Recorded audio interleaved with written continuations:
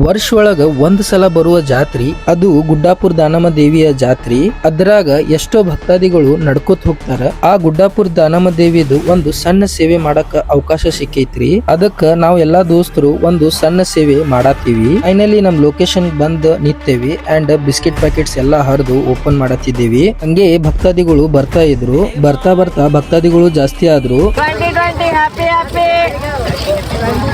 ಊರ್ ಹೊರಗ ಥಂಡಿರೆ ಭಾಳ ಕೆಟ್ಟಿರ್ತದ. ಅದ್ರಾಗ ಎಲ್ಲಾ ಭಕ್ತಾದಿಗಳು ಹಂಗೆ ನಡ್ಕೋತ ಹೊಂಟಿದ್ರು. ಎಲ್ಲಾ ಗ್ಯಾಂಗ್ ಒಳಗ ಒಬ್ರು ಕಾಮಿಡಿ ಮಾಡೋರ್ ಇರ್ತಾರ. ಅದ್ರಾಗ ನಮ್ ದೋಸ್ತ ಒಬ್ಬ ಥಂಡಿರೆ ಭಾಳ ಇತ್ತು. ಸೊ ಭಕ್ತಾದಿಗೋಸ್ಕರ ಒಂದು ಫೈರ್ ಕ್ಯಾಂಪ್ ಮಾಡಿದ್ದೀವಿ. ಫೈನಲಿ ನಮ್ ಸ್ಟಾಲ್ ಮುಗಿತ್ತು ಅಂಡ್ ನಮ್ ದೋಸ್ತನ ಸ್ಟಾಲ್ ಕಡೆ ಹೊಂಟಿದೀವಿ. ಏಕ್ ಸಾಥ್ ಟೀಮ್ ಅವರು ದರ ವರ್ಷ ಒಂದು ಸಣ್ಣ ಸೇವೆ ಮಾಡ್ತಾರ. ಹಸೂರೆ ಭಾಳ ಕೆಟ್ಟಾಗಿತ್ತು. ಹೋಗಿ ರೈಸ್ ಮತ್ತು ದಾಳ್ಚಾ ತಿಂದೇವಿ ಅಂಡ್ ಭಕ್ತಾದಿಗಳಿಗೆ ಮಕ್ಕೊಳಕ ಜಾಗನೂ ಇತ್ತು ನೋಡ್ರಿ. ಎಲ್ಲಾ ಮುಗಿಸಿ ಒಂದ್ ಕಪ್ ಚಾ ಕುಡ್ದು ನಾವ್ ಹೊಂಟೇವಿ ಬಿಜಾಪುರ. ಒಂದು ಬಾಟಲ್ ಇಳ್ಸಾಕ ನಮ್ ದೋಸ್ತಂದು ನಾಟಕ ನೋಡ್ರಿ.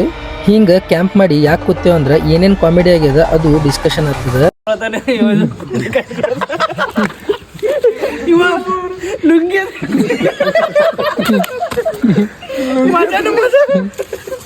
ಎಲ್ಲ ಕಾಮಿಡಿ ಮಾತು ಮುಗಿಸಿ ನಾವು ಹೊಂಟೇವಿ ಮನೆಗೆ. ವಿಡಿಯೋ ಇಷ್ಟ ಆದ್ರೆ ಲೈಕ್ ಮತ್ತು ಫಾಲೋ ಮಾಡ್ರಿ. ನೆಕ್ಸ್ಟ್ ವಿಡಿಯೋ ಒಳಗೆ ಸಿಗೋಣ. ರಾಧೆ ರಾಧೆ.